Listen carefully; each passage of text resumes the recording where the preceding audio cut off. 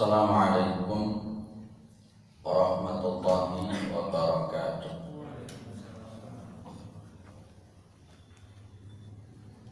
Alhamdulillah alladzi arsala rasulahu bil huda wa dinil haqq liyudhhirahu 'ala ad-dini kullih wa kafaa billahi shahidan. Asyhadu an la ilaha illallah wa asyhadu anna Muhammadan 'abduhu wa rasuluhu la nabiyya ba'dah. Allahumma shalli 'ala Muhammad wa 'ala alihi wa sahbihi wa man tabi'ahum bi ihsanin ila yaumiddin. Amma ba'du. Kita bersyukur kepada Allah Subhanahu wa taala atas segala nikmat yang diberikan oleh Allah kepada kita semua, terutama sampai pada pagi hari ini kita masih diberikan kekuatan iman dan Islam. Kita masih diberikan kesehatan serta kesempatan sehingga kita masih bisa melaksanakan kewajiban kita salat subuh berjamaah, dan kita lanjutkan dengan mengkaji agama Allah Subhanahu wa taala. Mudah-mudahan kesempatan semacam ini senantiasa diberikan oleh Allah kepada kita semua sampai nanti kita menghadap kepada Allah yang tentunya dalam posisi husnul khatimah. Amin ya rabbal alamin. Salawat salam tetap melimpahkan kepada Rasulullah Muhammad SAW sebagai khatamul anbiya wal mursalin, penutup para nabi dan rasul yang tidak ada nabi lagi sesudah Nabi Muhammad SAW. Beliau penyampai risalah Islam sebagai agama yang benar, agama yang diterima oleh Allah Subhanahu wa taala. Para jemaah yang dimuliakan oleh Allah Subhanahu wa taala, para sahabat itu punya keyakinan di dalam diri mereka bahwa kalau mereka ini ketaatan, maka mereka pasti akan terjerumus kepada kerusakan. Dhannuhum bi anfusihim al-halaka bisababi taqsirihim fi ta'ah. Apalagi kalau mereka itu terjatuh kepada kemaksiatan. Itu keyakinan para sahabat. Kita juga punya keyakinan semacam itu. Kalau kita ini senantiasa sembrono, lalai di dalam masalah ketaatan, maka pasti kita akan terjerumus kepada kerusakan. Kerusakan yang dimaksud itu adalah kita ini senantiasa akan diazab oleh Allah Subhanahu wa taala, terutama nanti di yaumul qiyamah. Maka para jemaah dimuliakan oleh Allah, para sahabat ini akhirnya senantiasa di dalam diri mereka itu ada sifat roja dan khauf. Sifat roja dan khauf. Sifat roja ini berarti mereka punya harapan, mengharap betul ampunan Allah Subhanahu wa taala, dan mereka punya rasa khauf, rasa takut kepada Allah Subhanahu wa taala kalau Allah Subhanahu wa taala memberikan azab kepada mereka. Ketika ada sifat khauf dan roja ini yang ada, maka mereka senantiasa untuk bermuhasabah. Mereka senantiasa untuk bermuhasabah. Maka ayat yang paling kita hafal itu surah Al-Hasr ayat 18. Ya, surah Al-Hasr ayat 18. Ya ayyuhalladzina amanu taqullaha wal tanzur nafsum ma qaddamat lighad. Jadi wahai orang-orang yang beriman, bertakwalah kepada Allah, dan hendaklah setiap jiwa, setiap individu itu mau mengoreksi diri mereka terhadap apa-apa yang dilakukan di masa lalu, lighadin, untuk masa yang akan datang. Jadi para sahabat disibukkan dengan mengoreksi dirinya. Itu para sahabat. disibukkan mengoreksi, bermuhasabah terhadap diri masing-masing, tidak disibukkan untuk mengoreksi orang lain. Itu para sahabat yang dicontohkan oleh Rasulullah Muhammad SAW. Ya, kalau di masyarakat kita sekarang bahkan tidak jauh-jauh lah diri kita sendiri ini, kadang-kadang malah justru sibuk mengoreksi orang lain, sibuk mengoreksi kesalahan orang lain. Tapi kalau para sahabat justru disibukkan dengan mengoreksi diri mereka sendiri.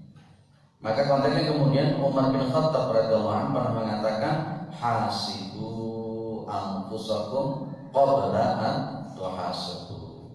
Hisablah diri kalian sebelum kalian nanti akan dihisab oleh Allah Subhanahu wa taala.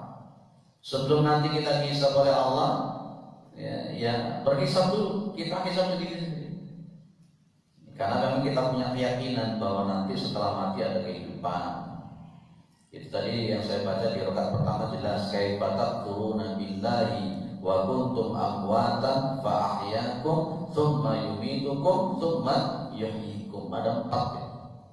Kita dari sesuatu yang mati kemudian dihidupkan oleh Allah, kemudian dimatikan lagi oleh Allah, kemudian dihidupkan lagi oleh Allah. Di kehidupan nanti setelah kita mati ada yaumul ba'ts, ada yaumul mahsyar, ada yaumul hisab, ada yaumul mizan, yaumul sirat, yaumul jaza dan lain-lain.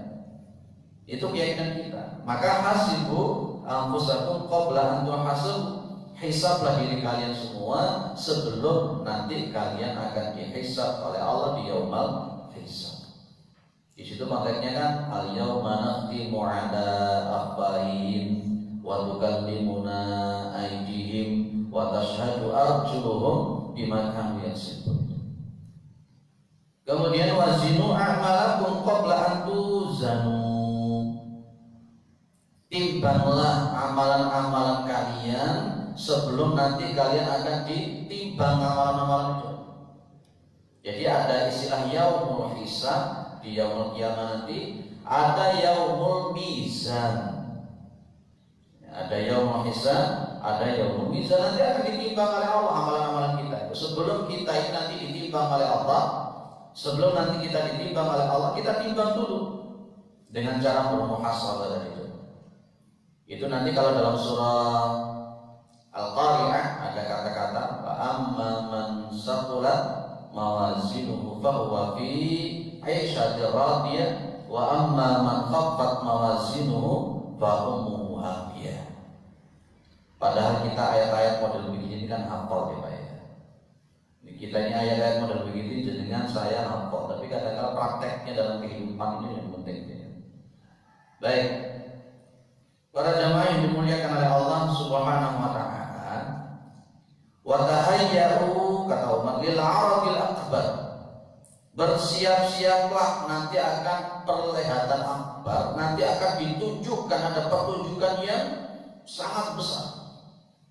Semuanya akan ditunjukkan oleh Allah Subhanahu wa taala di yaumul qiyamah. Hati ini akan dibuka oleh Allah. Wa hussilama fis-sudur. Apa yang ada di dalam hati manusia akan dibuka oleh Allah Subhanahu wa taala. Ditunjukkan semua oleh Allah Subhanahu wa taala, yang kecil yang besar, bahkan ditunjukkan catatan-catatan amal mulai yang kecil sampai yang besar, ditunjukkan semua oleh Allah. Kata Umar, wa tahayyau, bersiap-siaplah. Oh nanti kita akan diberi kitab wa amma man utiya kitabahu bi yaminihi fasawfa yuhasabu hisaban yasira. Itu Masya Allah. Nanti juga ada kata-kata wa man utiya kitabahu wara'a dhahri. Kita tidak tahu nanti kita di dalam catatan-catatan amal kita itu banyak yang hitam atau gimana, hitam atau merah. Banyak yang merah. Karena banyaknya maksiat-maksiat dan kesembronoan kita di hadapan Allah. Dan ini loh yang membuat para sahabat seperti yang sudah kita bahas sebelumnya, banyak nangisnya sahabat dia di sini ini. Para sahabat itu kemarin sudah kita bahas yang tanggal 18 itu. Banyaknya nangis. Di samping mereka itu nangis, dulu kemarin sudah kita katakan ya, sampai Umar bin Khattab itu di bawah matanya ada 2 garis hitam. Ibnu Abbas sampai di bawah matanya pun juga ada 3 garis hitam. Kenapa? Banyak nangisnya. Nah karena model begini. Oh, gimana? Sanggup tak kita itu nanti dimasukkan dalam nerakanya Allah? Tidak akan sanggup. Kalau umpamanya kita mau dimasukkan dalam surga, pantas tidak kita ini dimasukkan dalam surganya Allah Subhanahu wa taala. Wong konteksnya nanti radhiyallahu anhum wa radu an. Lah kalau Allah tidak ridho, bagaimana kita bisa dimasukkan dalam surganya Allah Subhanahu wa taala?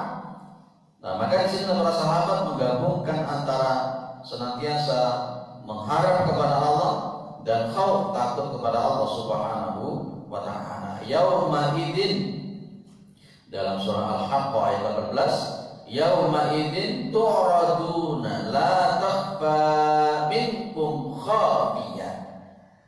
Jadi memang betul-betul oleh Allah Subhanahu wa taala semuanya itu akan diperlihatkan. Ya, tidak akan ada yang disembunyikan, semuanya akan dibuka.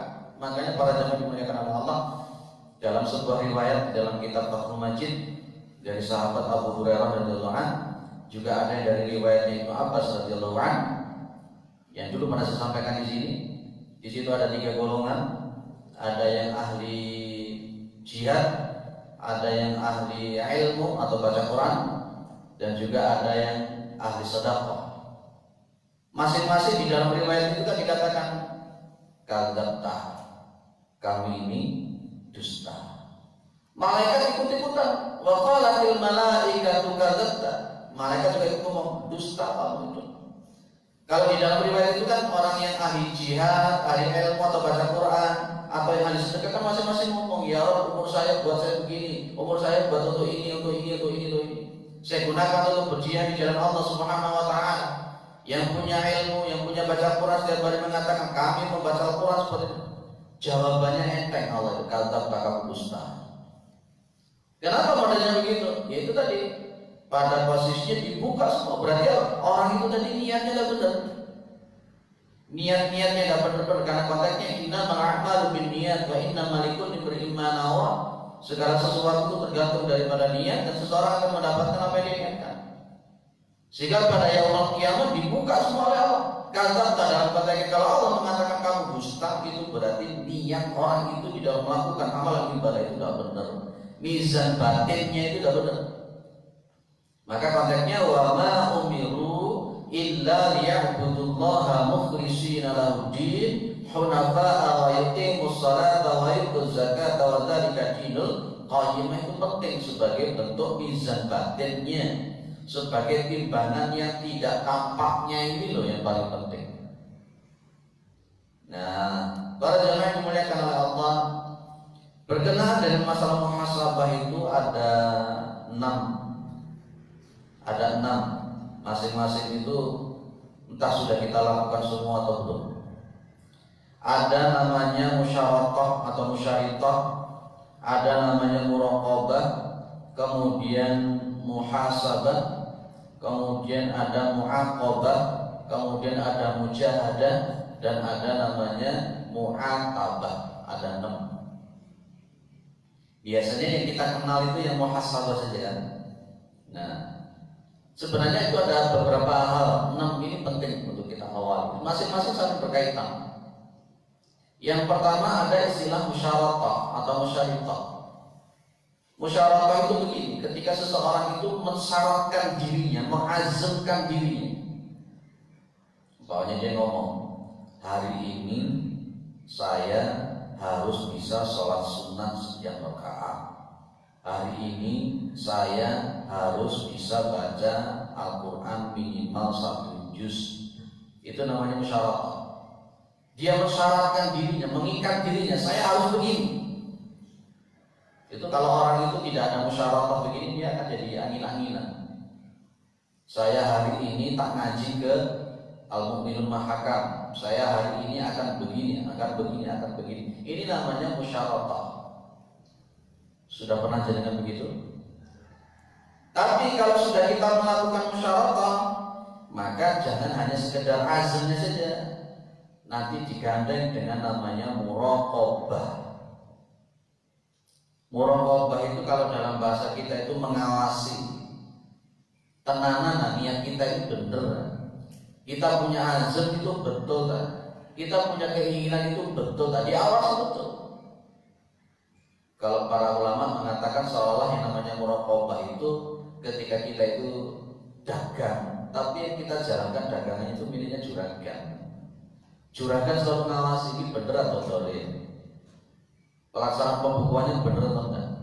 Kita ngawasi diri kita. Setelah kita menyarankan kepada kita, saya hari ini harus 1 juz, diawasi terus. Ayo kamu bilang katanya 1 juz, terus ayo kamu bilang katanya 1 juz. Kalau sudah umpamanya muraqabah, apakah terus posisinya? Baru menginjak ketiga, namanya muhasabah. Muhasabah itu ngoreksi.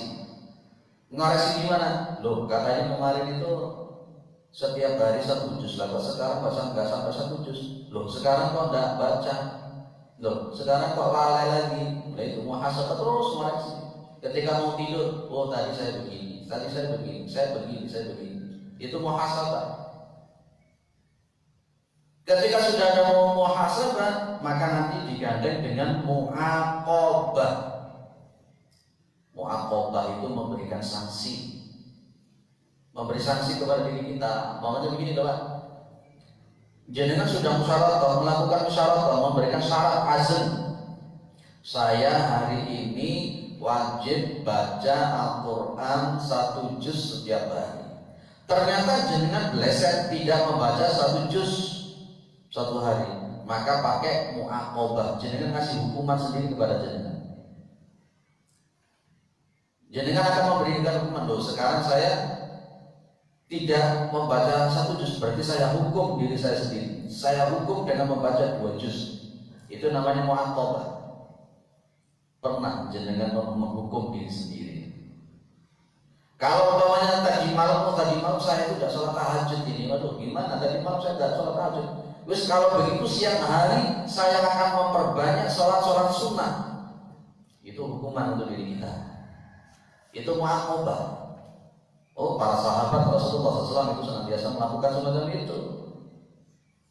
Kalau ada seorang ulama yang dulu pernah disampaikan di sini tuh, menggali kuburan di pinggir di pinggir tempat tidurnya, digali. Kalau dia malas untuk ibadah, dia nyemplung ke kuburan itu. Dia menghadap ke kiblat, dia menasihati diri sendiri.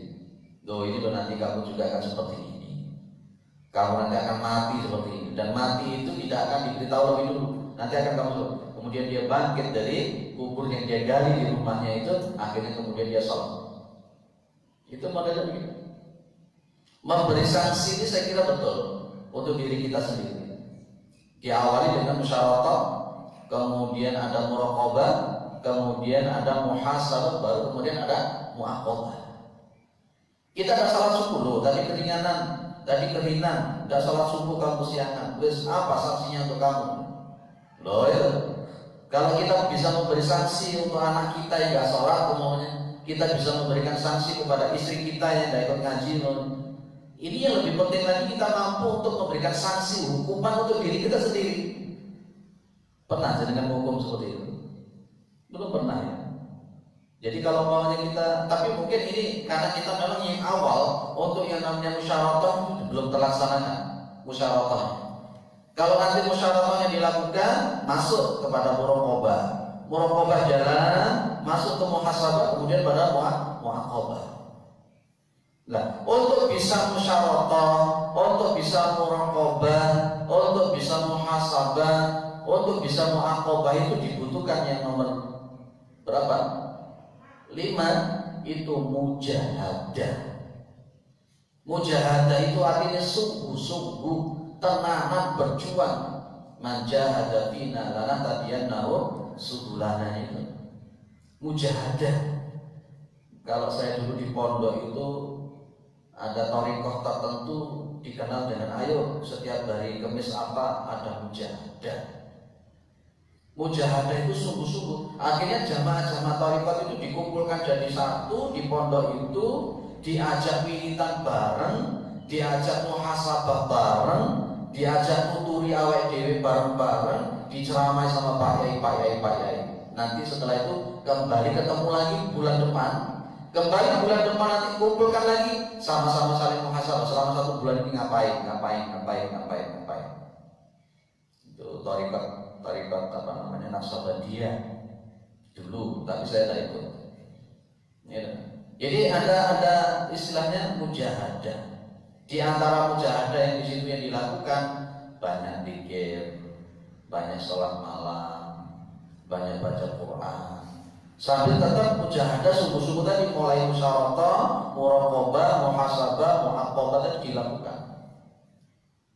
Jadi memang betul kalau umpamanya hari ini lalai untuk wiridkan, biasanya kan kalau Rasulullah mengatakan, kalau Rasulullah menyuruh kita membaca zikir minimal 100 kali ya untuk istighfar.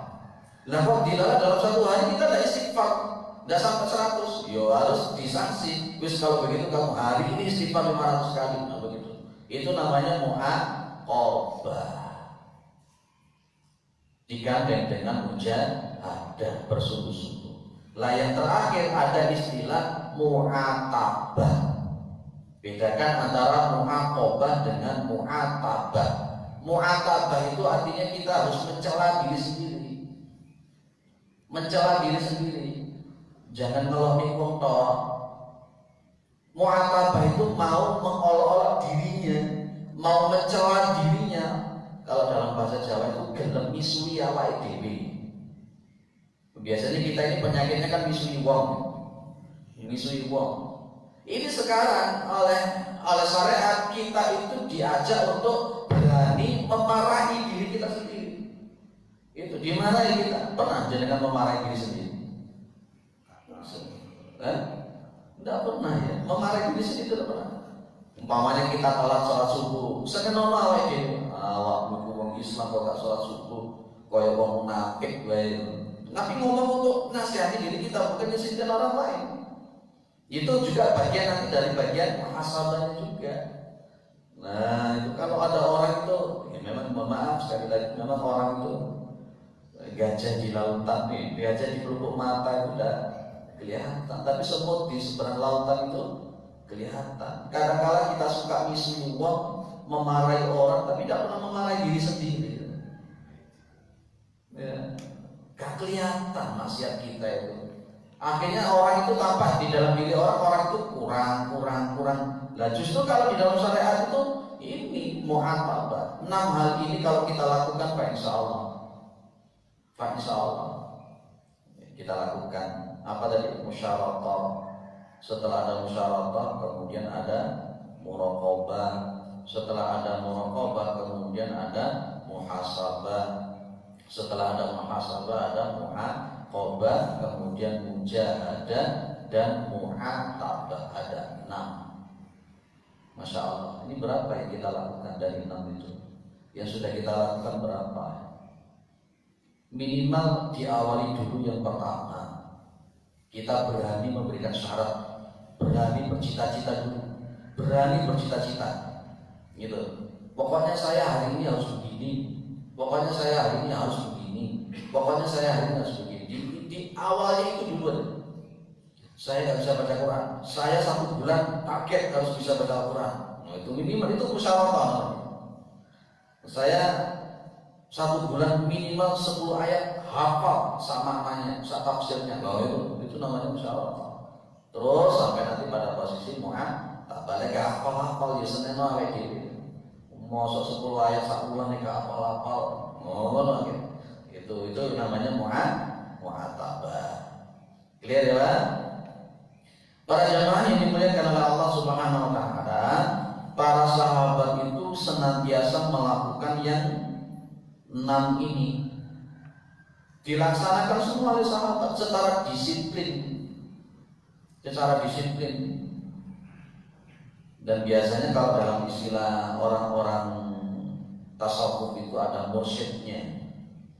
Mursyid yang senantiasa ngandani, senantiasa bimbing, kamu kurang ini, kamu kurang ini. Kalau di kita tidak ada mursyid ya. Mursyid kita siapa? Apakah itu bid'ah atau tidak? Bahwa kita tidak bicara tentang masalah itu. Ada guru istilahnya dalam bahasa kita. Ada guru yang memang betul-betul bisa mendampingi untuk menata mulai dari musyawarah sampai mu'atabah.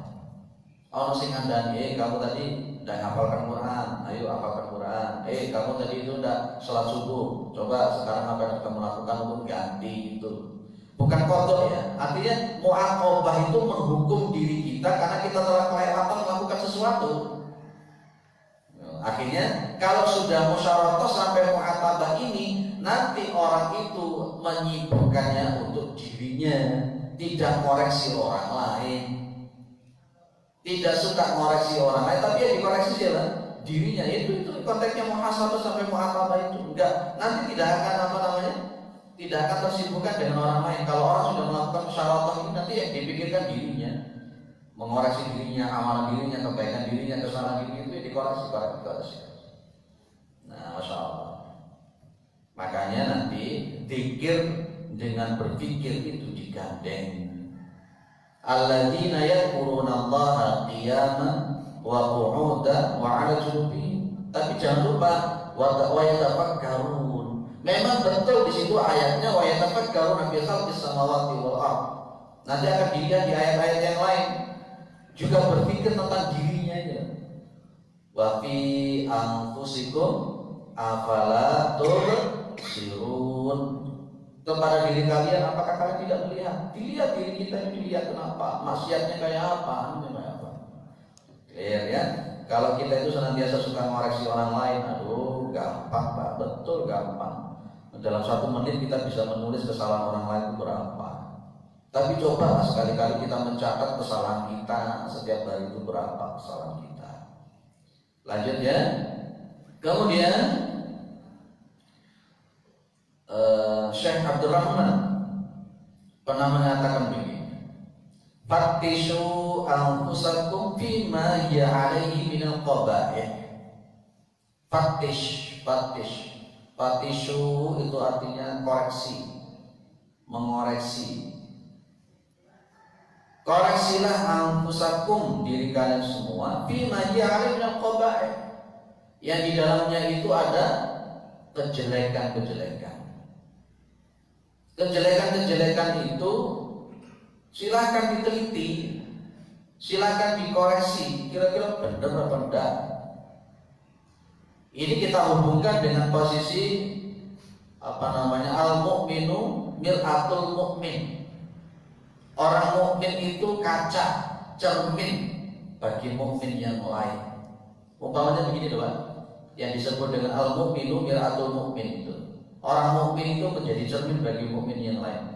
Ketika kita melihat ada orang itu melakukan kesalahan, melakukan kejelekan, minuman keras umpamanya, kita ngomong dalam batin kita, lu ngomong ternyata velek ya, muntah-muntah, ya, melakukan hal-hal yang jelek dan sebagainya. Kita melihat dia jelek karena dia mampu dalam melakukan sesuatu hal. Lah, itu kita kembalikan pada diri kita. Loh, andai kata saya yang seperti itu, pasti orang lain akan mengatakan hal yang sama. Loh, itu namanya mir'atul mu'min. Ada orang itu udah salat subuh, tidur ngorok umpamanya, bangunnya siang hari, kita tahu, waduh kok jelek sekali, kayak babi begini. Loh, kalau kita itu melakukan seperti itu, berarti orang lain juga akan mengoreksi. Oh, itu namanya mir'atul mu'min. Itu yang harus kita pakai. Rasulullah selalu mengatakan itu. Makanya pas ketika bercermin kita juga mengatakan Allahumma kama hasabta khalqi fahsin khuluqi. Itu kita ketika melihat cermin. Masya Allah. Fattisu anfusakum fima hiya alaihi minal qaba'ih. Dilihat kejelekan-kejelekan yang kita lakukan, terutama para jamaah, kejelekan yang bersifat sosial, menyakiti orang lain, mendolimi orang lain. Dulu sudah kita bahas bahwa menyakiti orang lain, mendolimi orang lain, nanti di yaumul qiyamah pahala-pahala kebaikan kita bisa hilang, diberikan kepada orang yang kita dolimi. Ketika kebaikan-kebaikan kita sudah hilang, diberikan kepada orang yang kita dolimi, ternyata orang yang kita dolimi, orang yang kita sakiti masih banyak, maka kemudian dosa-dosa yang didolimi akan diberikan kepada kita. Akhirnya kita jadi muflis, bangkrut. Masya Allah, alhamdulillah. Dosa sosial. Fa inna kulla ahadin yuhsyaru ghadan ma'a jinsihi. Maka sesungguhnya setiap seseorang itu nanti akan digiring, akan dikumpulkan ghadan besok di yaumul qiyamah ma'a jinsihi, bersama jenisnya. jenengan itu orang yang suka maksiat, ya dikumpulkan dengan orang-orang yang suka maksiat nanti di yaumul qiyamah. Jenengan itu orang-orang yang baik, orang-orang yang soleh, ya kan dikumpulkan dengan orang-orang yang soleh. Nanti insya Allah kalau kita masuk pada benderanya orang-orang yang soleh, orang-orang yang taat kepada Allah, dan baru berhak mendapatkan syafaat dari Rasulullah. Lalu saiki sholat nggak tahu jalur syafaatin Nabi, bisa nggak? Bisa. Ada di daerah A sana itu takbirnya bilang ke saya, Pak, di sini ada tetangga yang tidak mau sholat. Tidak sholat Pak 5 waktu. Saya tanya, kenapa sampai kok tidak sholat? Dia ngomong, saya itu setiap hari sudah bersolawat sekian ribu kali kok. Saya mengikuti jamaah-jamaah sholawat. Kalau umpamanya saya tidak sholat, saya yakin nanti dapat syafaat dari Rasulullah. Oh, ini pemahaman geblek ini. Tidak boleh pada begitu. Oh, padahal nanti di yaumul qiyamah itu adalah awwalu ma yuhasabu al-'abdu, gitu ya. Nanti awal pertama kali nanti yang hadisah oleh Allah Subhanahu wa taala di kiamat itu apa? As-shalah. Wa idza salahat salaha sa'iru 'amali, wa idza fasadat fasadat sa'iru 'amali. Jadi salawat tok itu tidak cukup. Walaupun salawat itu adalah merupakan kewajiban. Kita bersalawat kepada Rasulullah itu kewajiban, tapi bukan itu saja ya. Kita akan nanti dikumpulkan oleh Allah ya ghar dan ma'ajisi dengan jenisnya masing-masing. Kita nanti kira-kira akan dikumpulkan oleh Allah di yaumul qiyamah dengan jenisnya kayak apa kita ini. Padahal nanti pada prakteknya di dalam riwayat yang sahih, kita nanti akan dibangkitkan dengan kepala yang sudah berbeda-beda. Ada orang yang dibangkitkan kepalanya jadi apa Pak? Ada yang jadi babi kepalanya. Ada yang kepalanya diganti tikus dan lain-lain. Kenapa? Ya itu jenis kita di dunia modelnya yang monokuin.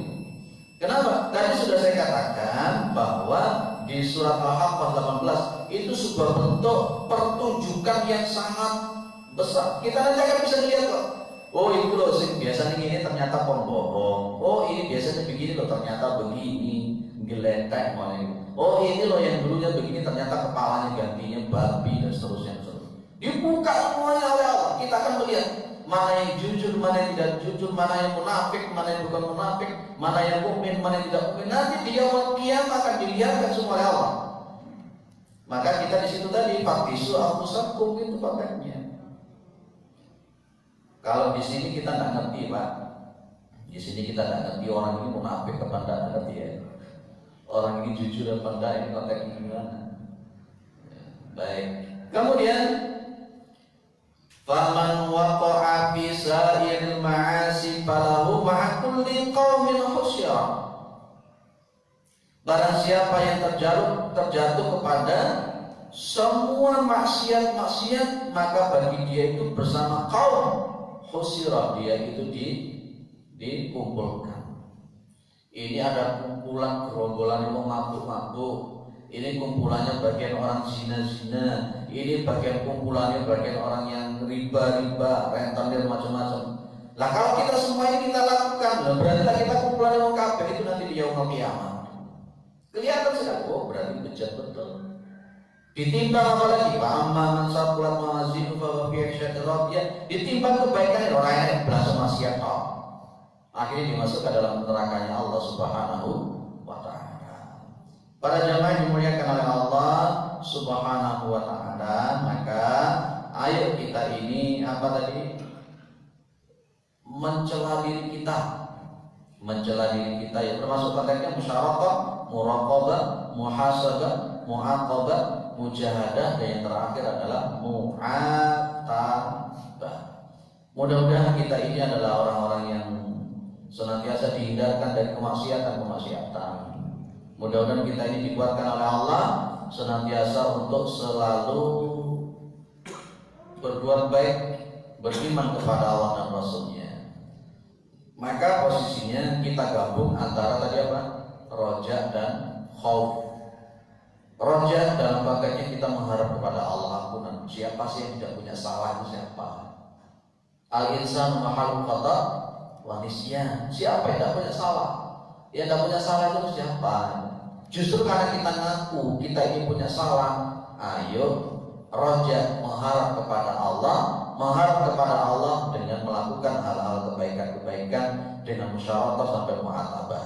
Kita gandeng dengan khauf, kita memang takut kepada Allah bahwa nantinya kita akan diazab oleh Allah Subhanahu wa taala. Nauzubillah min dzalik. Maka kita diperintahkan oleh Allah, ya ayyuhalladzina amanu qu anfusakum wa ahlikum nara. Wahai orang-orang yang beriman, jagalah dirimu dan keluargamu dari siksaan api neraka. Yang jelas, ila ilastulil firdausi ahla wala aqwa ala nar jahimi dunubi mithlu ahzabil imani. Wahai Allah, hamba ini adalah orang yang tidak pantas untuk masuk dalam surga Firdaus, tapi hamba juga tidak kuat kalau dimasukkan di dalam nerakanya Allah, karena dosa-dosaku itu sebanyak buih yang ada di lautan. Dimasukkan surga yang turun pantas. Apa yang kita ajukan untuk bisa masuk surga?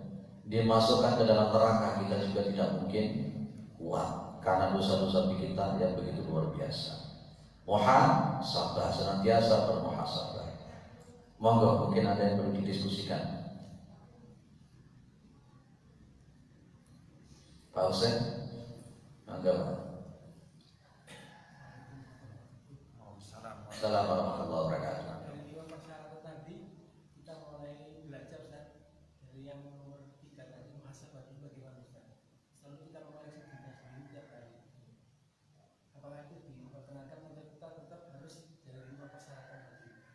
Baik. La yukallifullahu nafsan illa wus'aha.